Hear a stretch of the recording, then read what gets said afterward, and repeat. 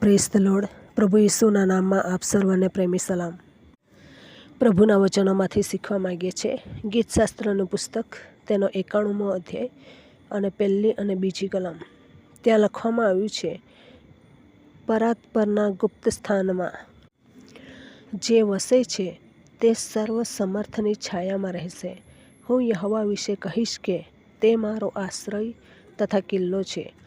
એ જ મારો દેવ છે, તેના પર હું ભરોસો રાખું છું.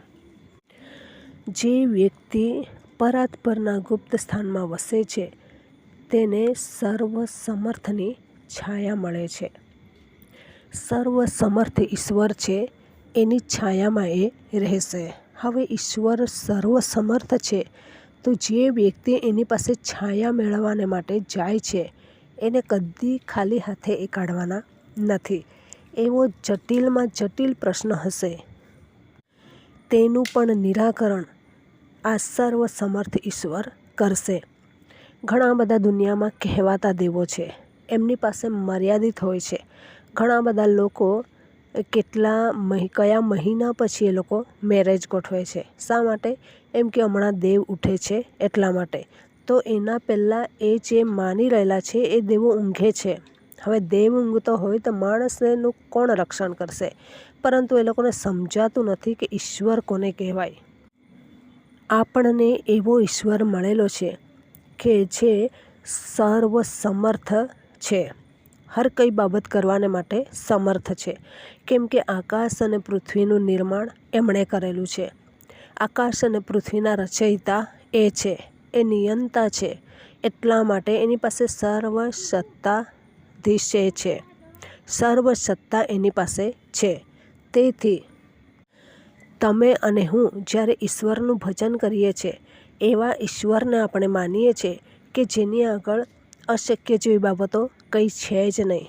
એ સર્વ સમર્થ અને ભયાવહ ઈશ્વર છે. એની આગળ સમુદ્ર ધ્રુજે છે અને પર્વતો કાપે છે.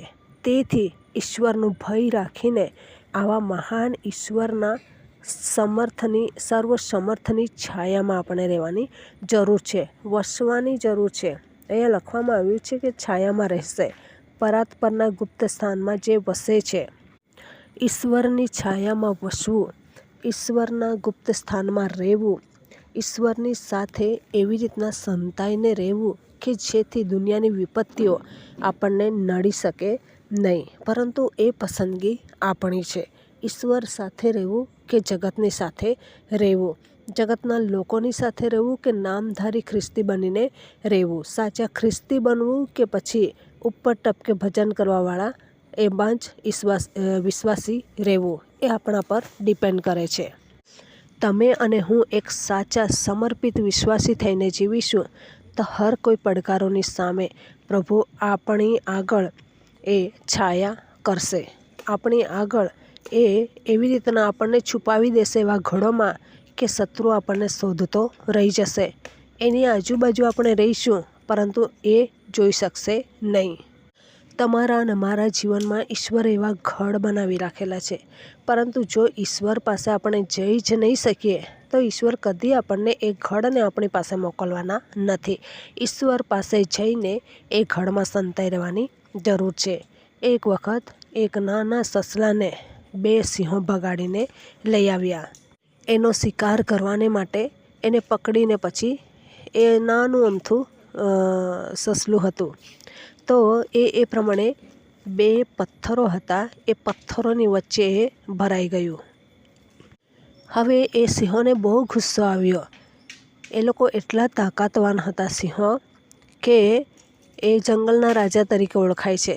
પરંતુ એક નાનું સસલું એ ત્યાં સંતાઈ ગયું અને એ ઘડ એના માટે, એ પથ્થરા એના માટે એટલા બધા આશ્રયરૂપ બન્યા કે એ લોકો કેટલા પણ ગર્જના કરતા હતા.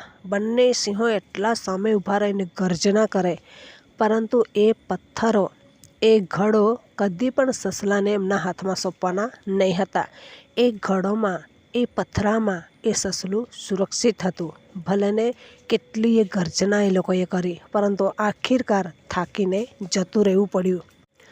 તમારા અને મારા જીવનમાં એવી જ રીતના શૈતાન એ આપણને પકડી પાડવાને માટે કોશિશ કરે છે, એવા સમયે એ સસલાની જેમ આપણે પ્રભુના ગુપ્ત સ્થાનમાં જે ઘડો બનાવેલા છે એમાં છુપાઈ જવાનું છે. આજુબાજુ કેટલાયે ગર્જના કરશે, વિકરાળતા બતાવશે, પરંતુ એ હારી થાકીને છેલ્લે આખિરકાર તો એ જતો રહેશે અને પ્રભુ કદી પણ આપણે જે સુરક્ષિત ગઢમાં છે એમાંથી બહાર ધકેલી દેશે નહીં. તો તમારા અને મારા જીવનમાં ઈશ્વરે એક ગઢ સ્થાપન કરેલો છે.